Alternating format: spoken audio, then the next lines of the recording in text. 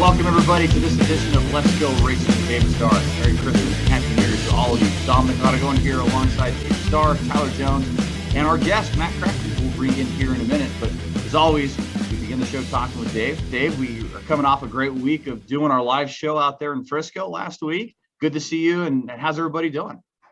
Man, everybody's doing good. Just just finished up the weekend, the holiday weekend, and man, took my kids to school this morning, and my wife's at a football game tonight. Tomorrow night's a basketball game, and just we've been off for the holidays for so long. It was good to get back to somewhat our normal. You know what I mean? And but man, it was great having you guys here. That was a lot of fun doing our podcast live here at my house. That was awesome. And I hope you guys are doing well. I think Tyler is struggling a little bit, but I think he's going to be okay. Yeah, so we usually have Tyler at the helm, right? We're looking forward to doing a lot more live shows in 2022. Tyler, we've kind of done some role reversal today. Yes, some unique circumstances. I have gone down with the COVID-19, and so I am doing what I can to rally and use whatever I have left in my voice to be on this show with you guys tonight. The show must go on, as they say. So Dominic is moderating this evening, and I'll chime in as necessary, kind of roles reversed, but appreciate Dominic stepping up like that. But yes, we had a great time last week at David's house there in Frisco. Great to see the family and everybody, and a lot of good business done and such, and looking forward to what we have in store for 2022. And I'll be okay. Just, in quarantine, taking extra precautions in the next couple of days, but I'll be back and at it here within a few days, and we'll all be together again here in Daytona in a few weeks. We sure will. It's going to be just a few weeks out. We're all looking very much forward to it, as are we, our first guest of the 2022 NASCAR season here on Let's Go Racing. Tonight, we're bringing in, somebody with a very impressive resume, hailing from Tulare, California. He's run in all three NASCAR National Touring Series, 498 Truck Series starts, including 3 championships and 15 wins. None other than ThorSport Racing's Matt Crafton. Matt, thanks for joining us tonight on Let's Go Racing. Yeah, thanks for having me. Been looking forward to it for quite a while. Absolutely. We're very happy to have you as our first guest of 2022. But let's take it back to the beginning, Matt. We know everybody has an origin story and everybody starts somewhere. Kind of just tell us where it all started for Matt Crafton. I raced go-karts, then I started racing micro midgets, mini sprints, then I started racing asphalt, late model stuff, and won championships, won races and that, and got a call from Duke and Rhonda Thorson in mid-2000 and started driving for ThorSport in 2001 full-time, and drove for them for 3 seasons, and drove for Harvick for a year, and went back to Duke and Rhonda Thorson and been there ever since. Before making it to the Truck Series and racing before that, at what point or how old were you when you realized for the first time, hey, I can make a living doing this? I always thought I could and wanted to. There's always those people you always say, you're from Tulare, California, you can't, make it to the top series. And there's times that you doubt yourself and doubt everything around you is ever going to happen. And just put my mind to it. And finally it all came together and accomplished enough. And back then, as David will attest for you, used to do it on more of talent. And I got basically scouted out back then and have been here since then. So, but I've had a lot of great sponsors and a lot of great people behind me throughout my whole journey through this. Matt, was it your dad? Was it an uncle? Where did it start at? Take us back to, when my dad. You saw your first sprint car race or dirt race, late model. Who was it? It was my dad. My dad, he was always into racing, and he raced. And this one guy, he's a decent race car driver. Did some work with my dad. This guy, his name was Kevin Harvick. He's okay. Yeah, he's not bad. He's done all right for himself.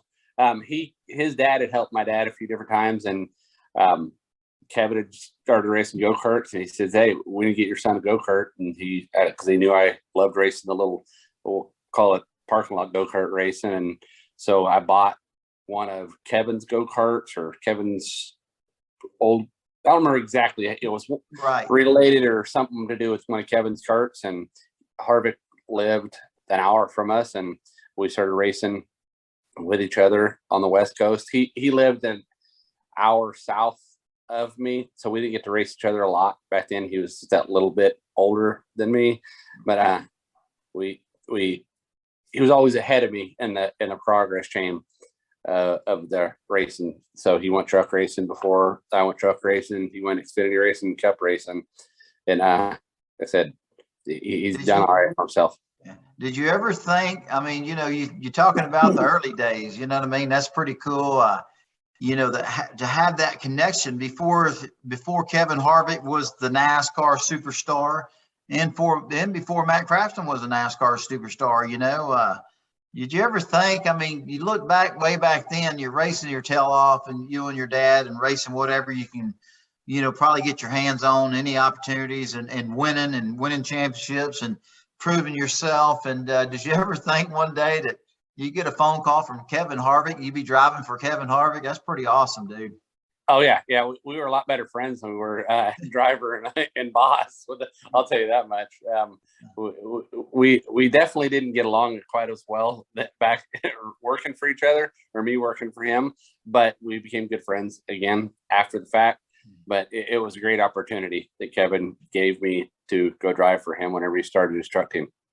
Well, I remember. I mean, man, you was one tough competitor. That anybody that won the races back in the times that we all raced together, and man, it was, the truck series has always been stacked. It was so much talent, and whether it was back when we all raced against each other or today, there's so much competition there. But man, you did a hell of a job for Kevin Harvick, and just looking back on it and seeing how the future turned out, he probably wishes he probably would have kept Matt Crafton for a long time. Yeah. Like I said, it was a good opportunity, and it was a good stepping stone. And I learned a lot from him that year that I drove for him. I mean, he was a tough son of a bitch to be a boss. I mean, yeah, without a doubt.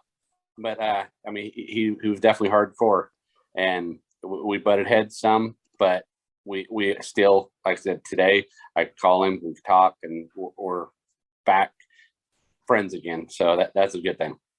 Well, man, butting heads like y'all did, and having a boss like that, I don't, you were already well on your way talent wise, and you're a hell of a race car driver, always has been since I met you. But I'm sure those 3 years that you drove for him and y'all butting heads, I don't think that hurt you a bit. It just made you tougher. And your days there at Kevin Harvick Inc., or I don't even remember what they called it, KHI. I mean, just, after those days were over with, to go on and win freaking 3-4 championships like you did, and dominate the truck series as long as you have. It's amazing. We were just talking about you, and I think I think Dominic told me that you're one start shy of 500. Did you tell me that, Dominic? 2 starts away. He'll hit that. I mean, that's, I don't even think anybody's close to that. That's amazing. And just, having the 15 wins, and I don't know where that puts you on wins, but that's got to be in the top 4 or 5, I believe. And, dude, you have done well for yourself, and it's fun to watch the truck racing. I'm racing at Xfinity Series week in and week out over the years. Us old guys, I don't know too many of your competitors anymore. But no. I'm always cheering for Matt Crafton, man. We were cheering for you. I thought you had another championship coming in 2021, and I think it was the Martinsville race. That was pretty awesome for you, and I think you made it to the last race, and man, we were on the back straightaway cheering for you during Friday night's truck race for the championship. And I don't think your truck is I don't think the handling of it was what you needed that night, and unfortunately you didn't win, but we were cheering for you. Yeah, the old guys got to stick together, right? There you go, man. What's that country song? How's that country song go? We're as good. Shoot, I can't even remember how you say it. We're as good as we once was, or something. Yeah, absolutely. Yeah. And that's the thing is, you think about it, to think that we're one of the old guys. I mean, I remember when we were the young kids. Absolutely. Of the series, and I remember the Ron Hornaday and Skinners, and them. Those were the old guys of the series, and it's like they call me the old guy now. I mean, I'm not that old. I don't feel that old, but I guess we're getting there. Yeah. Well, then, Matt, you've been with ThorSport Racing now, driving that '88 Menards truck since 2005, and when I think of the truck series, Matt, I instantly think of you. I mean, you're the face of the truck series. What's it been like to be this mark of consistency? What's kept you around there with ThorSport and that '88 Menards team so long? It's 100% Duke and Rhonda Thorson, the owners, and having Menards. Menards has believed in me, and they've stuck with me through thick and through thin. Whenever we weren't winning championships and we weren't winning races, and when we were building the program to what it is today. Because if you look back at the beginning, when I first started my very first truck race in September of 2000 in Fontana, it was it wasn't nearly what it is today. And to be able to build that and be a part of that organization, of the whole building process, it's been phenomenal to be a part of it, and really cool to be a part of it. You seem like you're kind of like the Jeff Gordon of the Hendricks organization, the leader of all the drivers, and what Duke and Rhonda Thorson have done for you, and not only what they built, but seem like you're the face of that organization, and you bring in over the years your teammates, and you look at the one that won the championship this year. Also your teammate, but it's amazing having a role model and having, a guy like Matt Crafton leading up the organization. These guys have something to thrive to be. And man, I don't know Ben Rose that well, but seemed like a hell of a race car driver, and he's getting everything he can get out of y'all's equipment. So that's pretty cool. Pretty cool when y'all are racing. I don't remember what race it was, but it was a race this year. Hell, I think y'all finished first, second, and third. It was amazing, and I think you were second. Yeah, it was one. Actually, we finished first, second, third, and fourth. Okay. That was the first time in history that's ever been done. 1, 2, 3, 4. It has been done 1, 2, 3, and so we upped it to a 1, 2, 3, 4 now. So that's pretty cool. That's amazing. How much do those? How much do your other teammates, they really come to Matt Crafton and pick your brain and get knowledge, or do they have a tool there? And I don't even know if they take advantage of it. Do they take advantage of having Matt Crafton on their team? I mean, how does that work? Yes, there's some of them that have. I mean, Ben his first year, he was a rookie, and I have a nickname for him. I called him Obama because he knew everything. So Ben and I, we butted heads, and he thought I was lying to him, all the stuff I would tell him. And so about his third year, and I've always said that kid he can drive the heck out of a truck. He is fast. When he finally puts it together and gets his head out of his rear end, he's going to win a championship. And I was beyond proud of him winning a championship this year, because he finally put it together. I mean, he did everything throughout the playoffs to knock himself out at points. I mean, I think at Bristol, he made it by 1 point of making it to the next round. Wow. And to get to Phoenix to be able to race for championship and do it. I mean, he did everything he needed to do and did it right. Dude, I remember that Martinsville race, man. It was cold that day. We raced after you guys, and man, I had my wife and my youngest boy there with us, and man, we were up there screaming for Matt Crafton. But man, that was a crazy race. I don't remember where you placed, but you were in the top. You might have been second or third at one point, and then somebody tried to wreck you, knocked you way back, and you came back, and man, I don't even know what the points deal was, but you got in there to have another shot at it at Phoenix for the championship. But man, I tell you what, that 88, that green Menards 88, that's I don't know, it's got to be one of the longest running sponsorship driver sponsor combination in our sport. I don't even know how many years that's been, but man, that's an iconic truck in our sport. I'm sure you Yeah, realize that it now. is actually. They've done it. It actually surpassed like the STP and all that with Richard Petty, and Right. so it's been phenomenal to see and be a part of what Menards has done for me in my career and for the sport. I mean, think about John had their own truck team, and then he had been a sponsor with me to Paul Menard to now he's at Penske, and they have a car in every series now. And they have a truck, they have an Xfinity car and a Cup car. And from what I've been told this year, they're going to be in every race this year. That's amazing. From trucks to Cup. Right. When I think about John Menard, the Menard brand, and John himself, and their family,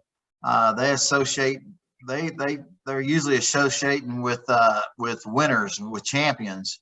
And man, having that association with Roger Penske on the IndyCar side, and obviously with you on the Truck Series side, and then Penske again on the Cup side. When I think of Menards, man, I think of winning. That's what they're used to doing, Oh yeah, they do everything and they do it right. That's for sure. Yeah, so Matt, I got to ask you. I know that you've had such a great run in the Truck Series. You mentioned the 3 titles you've had and the 15 wins in the Truck Series and such. What's kept you in the Truck Series in particular? Maybe not made that move to Xfinity or Cup. What's it about the Truck Series that's made you want to stay committed to the trucks as long as you've had now?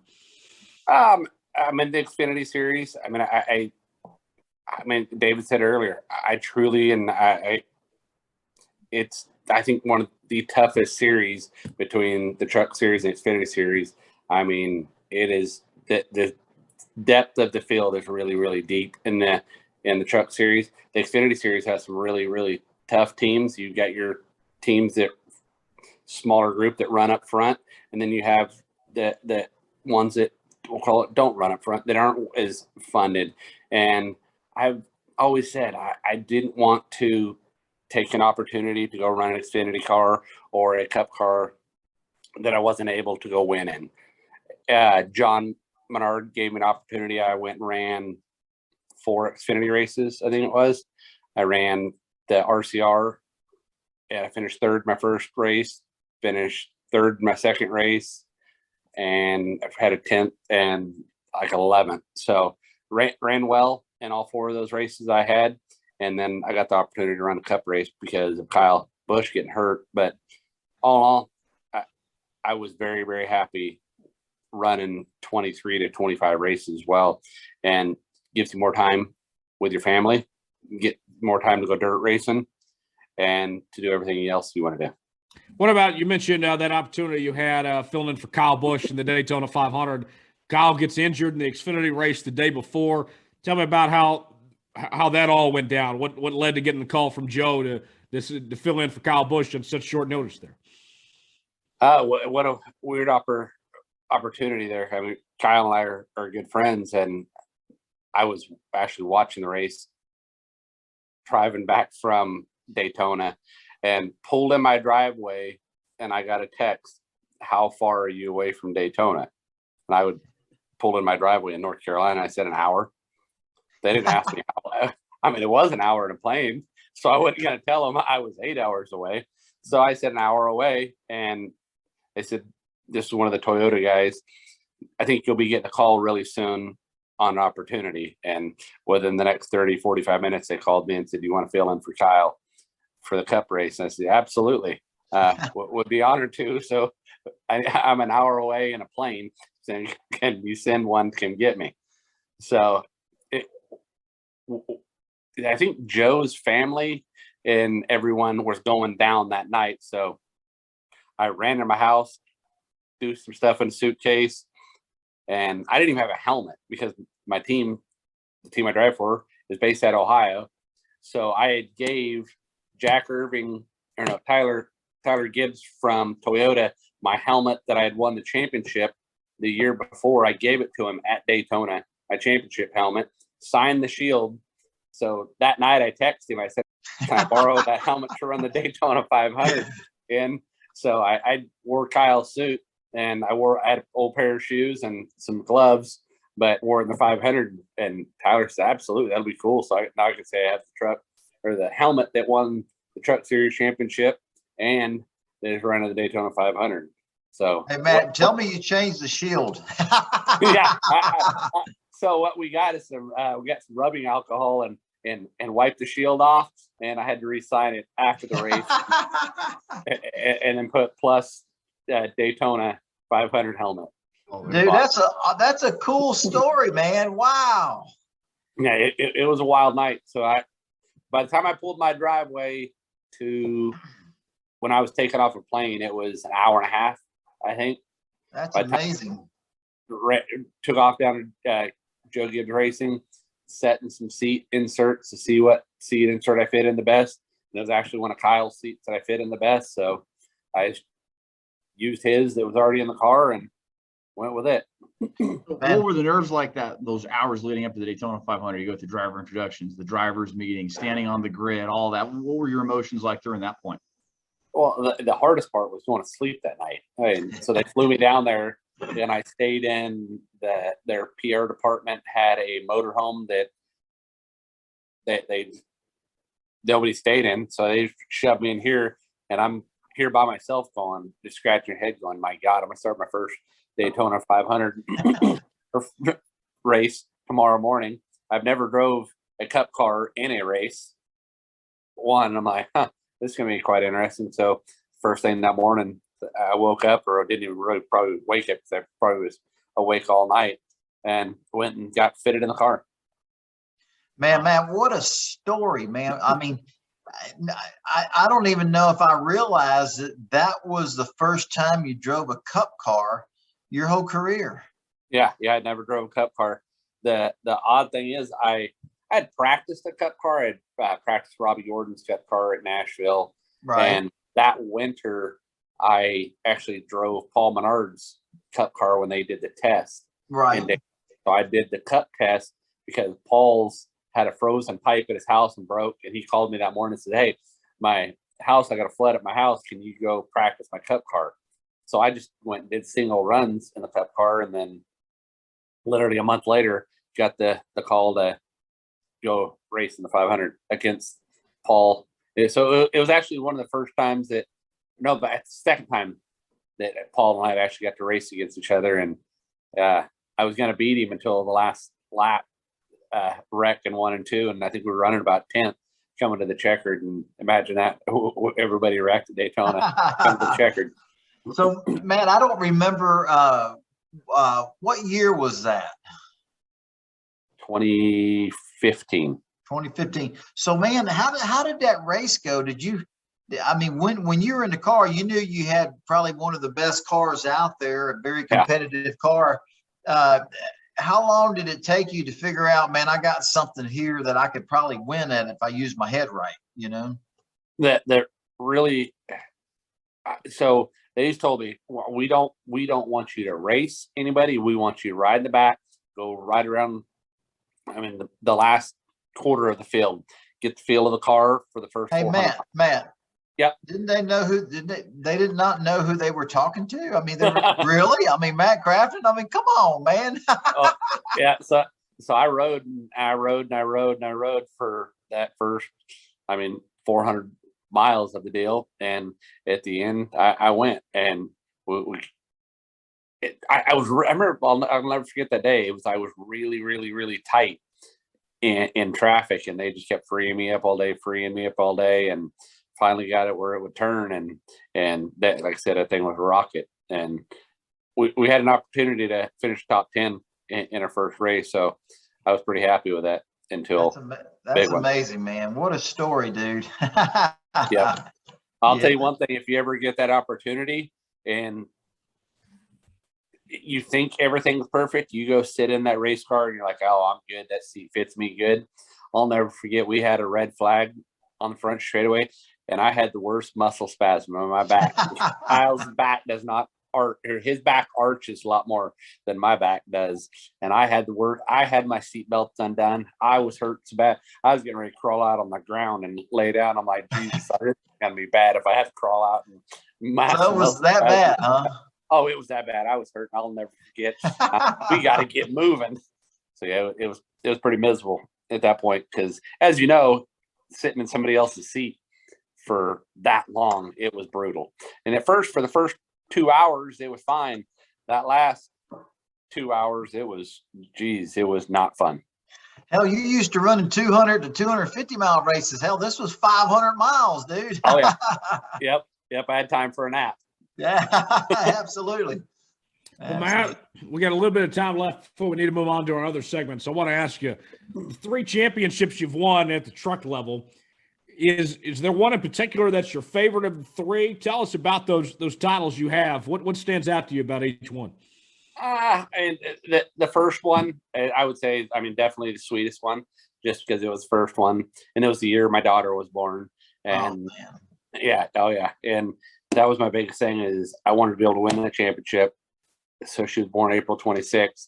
I took the points lead in May of that year, and that was always my biggest thing. I didn't talk about it to anybody, but my significant other at that point, I'm like, I want to be able to set her on top of that trophy at Homestead. That's my dream. And to be able to set your daughter on your trophy, your number 1 trophy on number 2 trophy in the same year, you couldn't ask for anything better. Man, they don't get much better than that, dude. No. That's amazing story right there. And man, that's there's a song. It's kind of weird. I heard it the other day. I think Elvis Presley sings it. Said, "Did it my way." Matt Crafton did it his way, dude. And it worked out really good, dude. That's amazing, you know. But man, you know, hey, man, you just man, 3 championships and almost got a 4th one this year. You know, man, people ask me all the time. It's like, hey, man, I feel good. I'm healthy. That passion, that burning desire is still there. I still love seeing that 88 Menards truck up front, winning races, kicking tails. Probably some of these kids we're racing against could be your kid, but man, they can't beat you on the racetrack. I love seeing that. Man, how many more championships you want? As many as you can get, I'm sure, you know. And you know, what's the future like for Matt? 5 more years? I mean, let's get another championship. Yeah, I mean, I have 5 more years left. I mean, that's my end all right now. I'm 45, but I plan on going to 50. And awesome. If I can win 2 more in that and be able to pass Hornaday, not saying I am in championships, that would be really cool to say I've had more championships, or even if I tied Hornaday in 4 championships in Truck Series, that's Hornaday has the most as right now. So to be able to say that I could tie Hornaday, and he's always still going to be the man. I mean, I've just been the lucky guy that's been able to do it as long as I've done. So to be able to say I could tie him or be able to beat him in that part would be very, very cool. Well, David, as far as I'm concerned too, guys, you know, this is, you know, when you talk about the future and such, Matt, I don't know how you would not be a first ballot Hall of Famer when the Hall of Fame, when your opportunity comes. I mean, it's not the Cup Hall of Fame, it's the NASCAR Hall of Fame. David, I mean, there's no way you can't have Matt not involved down the road. Oh, no doubt about it. No doubt about it. And then, you know, I think watching Matt race the last 4 or 5 years and just recently watching him race, there's another championship or 2 in store, you know, and I love him seeing him pass Hornaday. Man, me and Matt race against Hornaday forever. He's the man, but for Matt to be able to tie his record and maybe possibly be the guy with the most championships, man, I know you're going to have a lot of people pulling for you, Matt. And, you know, I don't know. You said lucky earlier, just a minute ago. You said lucky. You was a lucky guy, but man, your ability behind the steering wheel of any kind of type of race car, whether it be a NASCAR race car, truck, or car, or late model, your dirt car, man, you have you're one to be reckoned with every week, man. You have made your mark in a sport that we all love, and it's been fun to watch you over the years. And man, I just hope you get more championships, dude.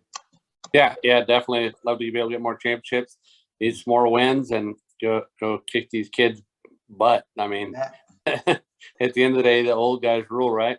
Absolutely, man. Absolutely. Man, I watched some of the races. I said, they have no respect. I mean, Zero. I'm what you're like you raced them clean, passed them clean, and they run into you. I'm like, man, what the hell? You know, my own teammate, Ben Rhodes, you can ask him. I will say 2015. He had caused wrecks, and he was a human wrecking ball. And finally, he caused a big wreck, and I got into it, and I saw stars like at St. Louis like I ain't never seen.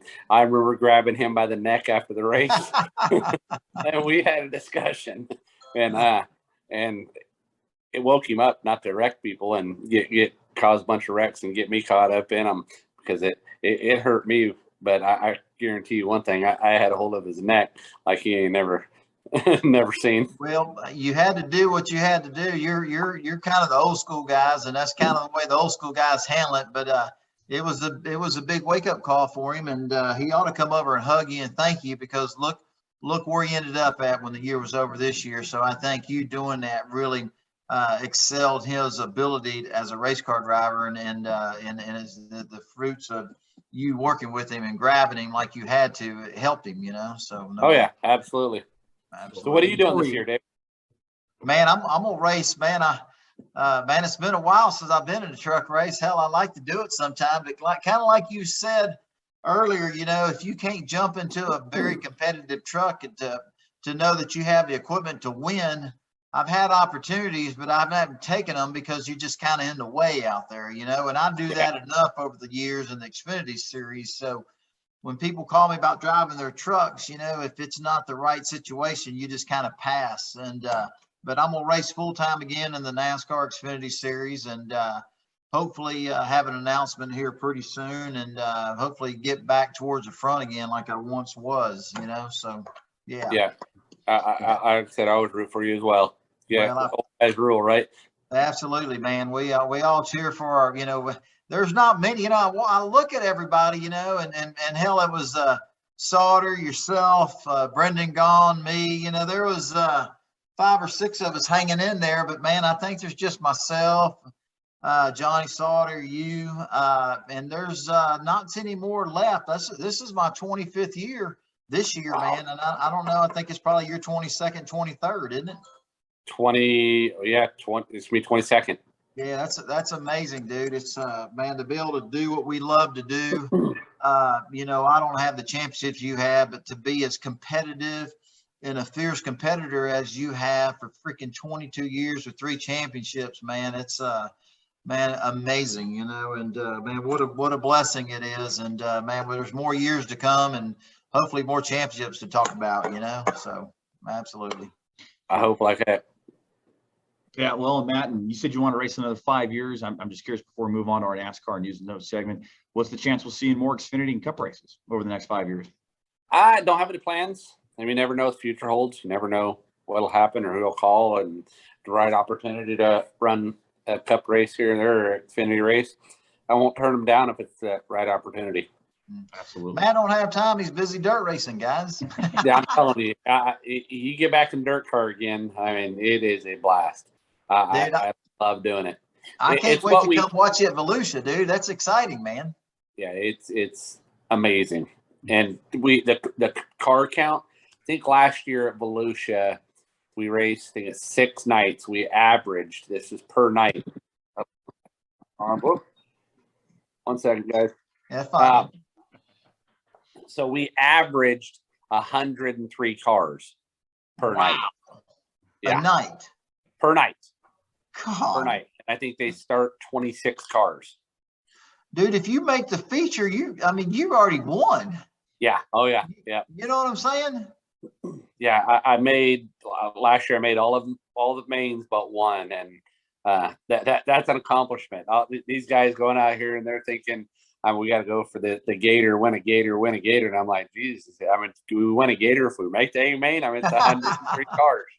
Hey, dude, you know you got a bullet on you, man. When those guys, the dirt guys show up, they know that freaking Matt Crafton is racing with them. You ain't got a chance, dude. They're going to do everything to go back to wherever they come from all over the United States for speed weeks, and they go back and say, man, we kicked Matt Crafton's ass. Oh yeah. I've had a lot of them. They'll tweet you after that, and when they go wear you out on the dirt track, and they're like, we should have your truck ride. And I'm like, good luck. Yeah, absolutely. Yeah. Lots of luck to you. That ain't happening. Absolutely. Well, time for our motorsports NASCAR news and notes. Every week we take a look at the top headlines in our industry and around the sport and what's going on. First, coming out of some news and notes on Tuesday, January 4th, some crew chief changes in the Cup and Xfinity Series. We'll start in the Xfinity Series. Luke Lambert, who crew chief for Ryan Newman, Chris Buescher over the years in the Cup Series, will move to Noah Gregson's pit box in 2022 in the Xfinity Series with JR Motorsports. And Drew Blickensderfer, who had been working with Michael McDowell over the last 3 years at Front Row Motorsports, makes the jump to Eric Almirola's crew chief pit box there in the Cup Series this season. Mike Bigoravich, who had been serving as Eric Almirola's crew chief, will now be the performance director at Stewart-Haas Racing. David, certainly some big news here with the crew chiefs. A lot of silly season stuff happening here a few weeks before the season starts. Yeah, no doubt about it. Luke is stepping into a great opportunity at Junior Motorsports, and man, his driver, I mean, that kid is really, really good. And with the equipment that Dale Jr. gives him, the Hendrick motors, and tell us how you really feel about him, David. Well, I hear you. Well, you got to state he run into you. You got to state the facts. The kid's good. He's a great racer, and I wanted to pull a Matt Crafton on him. Not too long ago. Matt talking about his teammate having to grab him by the neck and throw him down to the ground, and but that's just kind of passion we have in the sport. But I think Luke is stepping. They need it, David. What's that? Sometimes they need it every once in a while. Yeah. It's been I think I'm getting a little wiser in my old age and just a little bit more calm, I guess. But anyway. I mean, you have, because I'll never forget New Hampshire. You got a good couple of shots in on the Hillman brothers. Yeah, they were some big old boys too. They were, and I was proud of you. You didn't back down. No, you can't back down, man. Growing up with my dad, he was tough on me and my brothers. He didn't care how big the people were. He said, hey, you go take an ass kicking, but don't walk away from anybody. You know what I mean? So I still remember that day. I mean, I know you caught one of them with a right hook, if I'm not mistaken. Yeah, I was like, man, you didn't see me running around the racetrack trying to get away from him after that. I don't blame you there. Yeah, but man, I think that Luke's going to do well with the kid and over at Junior Motorsports. Good for him, and I think he'll be an asset to that organization. And then Drew, I don't know Drew very well. I think he did a great job over there at Front Row Motorsports, winning the Daytona 500 with Michael McDowell, and I think he was kind of a big asset to the success of that organization, and to see him up and leave, and then to find out going to Stewart-Haas. I mean, obviously there was probably a big pay raise there, and good for him. It all works out for everybody. Absolutely. And the other headline we're kind of following Tuesday, Bob Pockris of Fox Sports was the first to report that after the saga of going back and forth with sponsorship with Brandon Brown, the LGB cryptocurrency was not approved by NASCAR. So LGB coin will not be on the Brandon Built Motorsport 6-date entry as previously stated by the team a few weeks prior. So Tyler, some big news there, because Brandon had full sponsorship for the season from what the team had reported, now kind of left holding the bag a few weeks before the season started. Yeah, and then if you recall, a couple of weeks ago, you had that, Time Magazine story where he was saying that he didn't want to be political, that he was promoting Let's Go America, and then this comes out and such. Yeah, and David, from a sponsorship aspect too, with a team like he runs with his father's organization, I mean, how tough is that for any driver? We know sponsorship is a very driven thing here in the sport, but to be going from what you think is a full sponsor season to no sponsor 6 weeks before Daytona. Man, it's kind of disheartening. They got a good racing team, and they got some good equipment, good engines, and man, Brandon's done a great job. And I just knew it was just a matter of time before he ended up in victory lane. And they, it's a family run team. It's a family there. And I'm disappointed that this sponsorship opportunity might not work out for Brandon Brown, because if there's a team out there that deserves a full-time sponsor, it's them. Like Crafton was saying, man, that, I support Brandon. I just hope it all works out. If this sponsor is not going to be approved by NASCAR, hopefully there's another one behind this one that will get approved, because, hey, man, we all got to have funding. We all have to have partners. And without one, it makes it more of a challenge. So hopefully this all gets resolved. And it's just kind of a crazy story, really, that's happening. But just a shame but this is news. Instead of everybody celebrating getting a big sponsor for the year, we're talking about it here. And hopefully there's another one in store for him, and it all works out for him. Absolutely. And Tyler, that wraps up our motorsports news and notes. We're all here now for the segment that everybody's been waiting for, the favorite segment. What is that? What's that again, Tyler? Oh, yes. It's our Ask David segment. We ask you to submit questions to us on Facebook at /David Starr Podcast, Twitter at Star Podcast, and by email, davidstarpodcast@gmail.com. Our first question from the inbox. This comes from Michigan Mike Hale at Mike 50545628.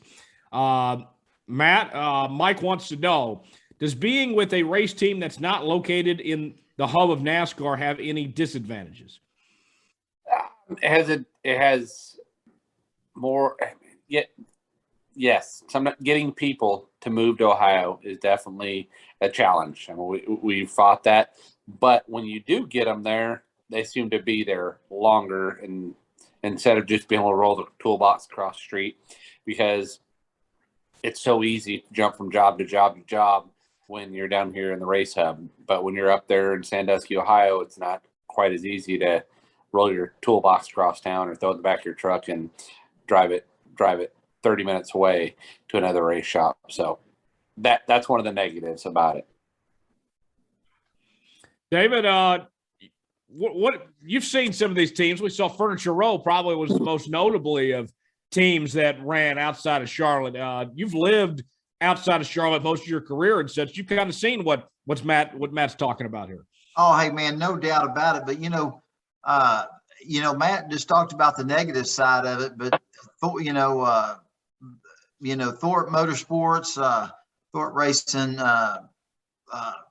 and Furniture Row, both of them are championship caliber teams. They have championships. They win races. So, these guys, both these teams we're talking about, there might be a negative side of it, but dude, it's working for them. And I think what Matt is saying, having your guys, you draw out of that North Carolina area, that Charlotte hub, but once you get them to a location that's kind of out of the beaten path of the NASCAR teams, and it just sounds like these teams take care of their people. And, man, and look what those organizations have become.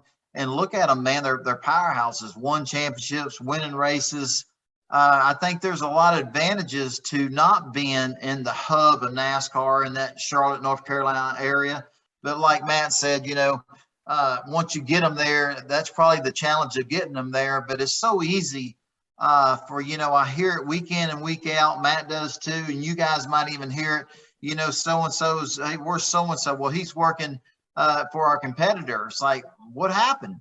Well, man, they offered me $50 more a week, or maybe $25. I mean, it's just nuts, the almighty dollar. And next thing you know, the guy's rolling his toolbox up into the back of his pickup, and he's going 2 blocks down the road. Now is employed by somebody else.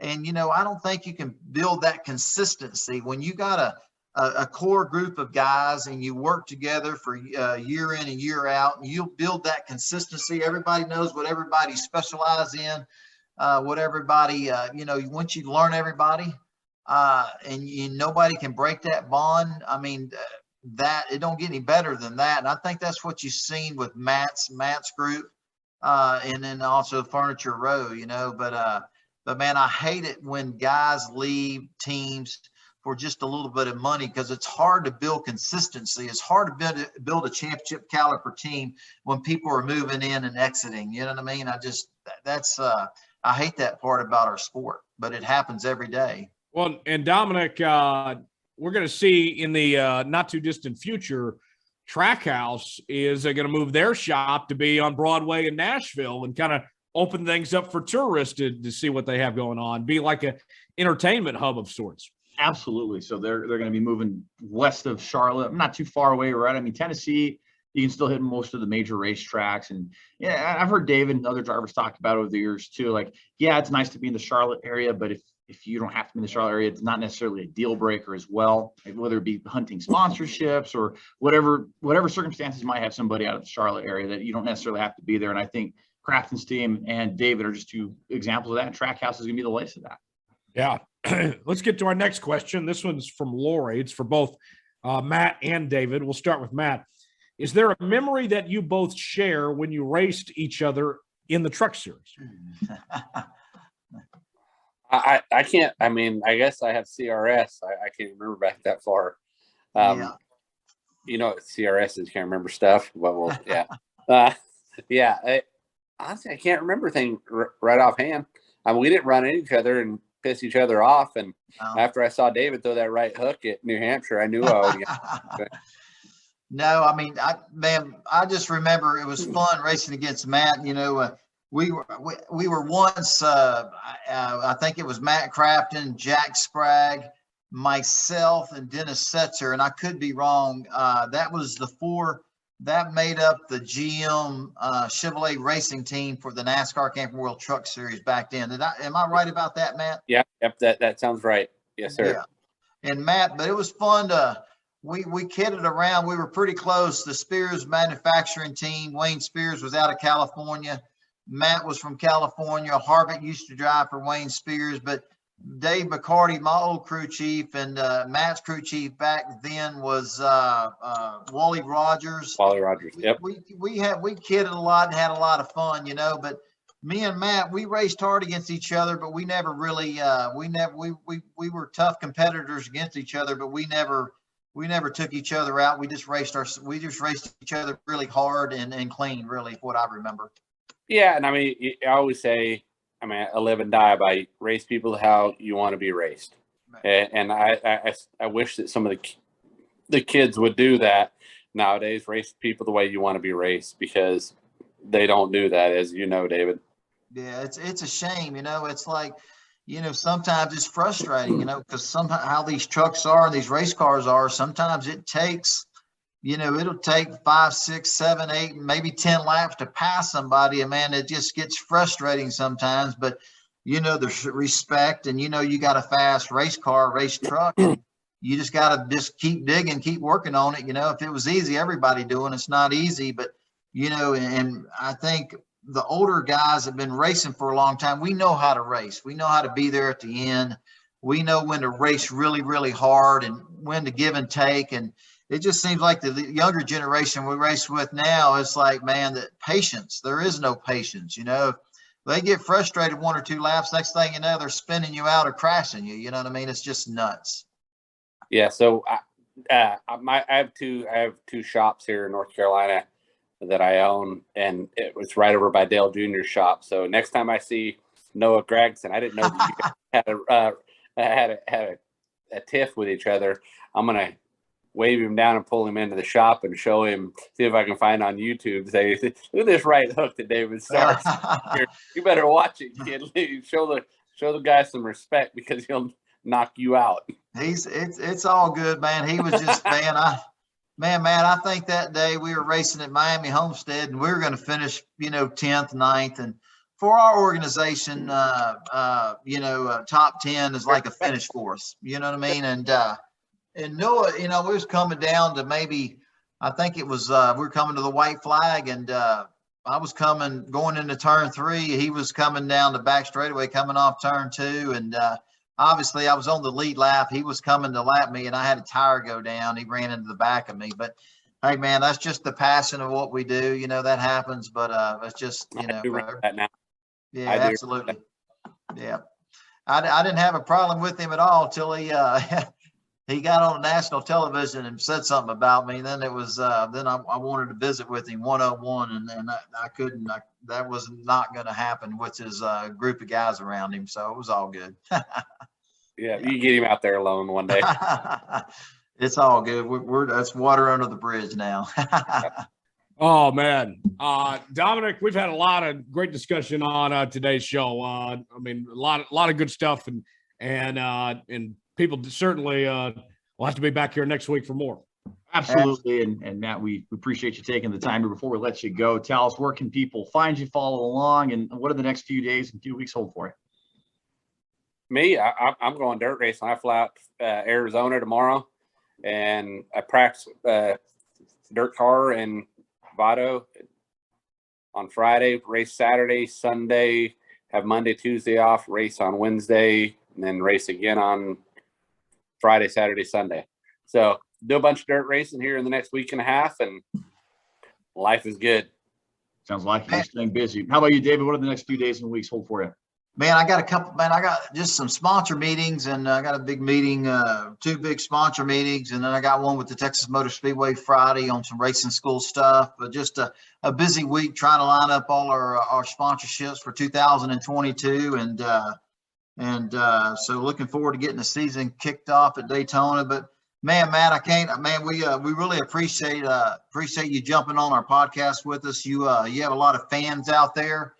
And man, what an honor it is to have you on our podcast, dude. And man, we'll be cheering for you at Daytona. Hopefully see that 88 Menards truck back into victory lane 5 or 6 times this year. And man, what an honor it is, man. We appreciate you, buddy. Yes, sir. Greatly appreciate you guys having me on tonight. And David, change your name on your screen. It says Kim Starr. Absolutely. Hey man, you know whose computer I'm using. Amen. Absolutely. Yeah. Tyler, we know you're recovering. What do the next few days hold for you as well? Just gonna lay easy here in quarantine, try to get better and be back to full strength by next week. So thanks for being patient with me, boys, and looking forward to being back at it again here in a week or so. Absolutely. Well, we'll put the checkered flag out here for this edition of Let's Go Racing with David Starr. As always, you can email on the show, davidstarrpodcast@gmail.com. You can also find us on Twitter @StarPodcast, Facebook.com/DavidStarrPodcast, Instagram @StarPodcast as well. As always, leave us a 5-star review, or don't leave us one at all. We are happy and proud to be part of the Studio Soapbox Network. New episodes out on all major podcast platforms, and this on YouTube every Wednesday. So for Matt Crafton, Tyler Jones, David Starr, I'm Dominic Aragon. We will see you here next week on Let's Go Racing with David Starr. Until then, take care.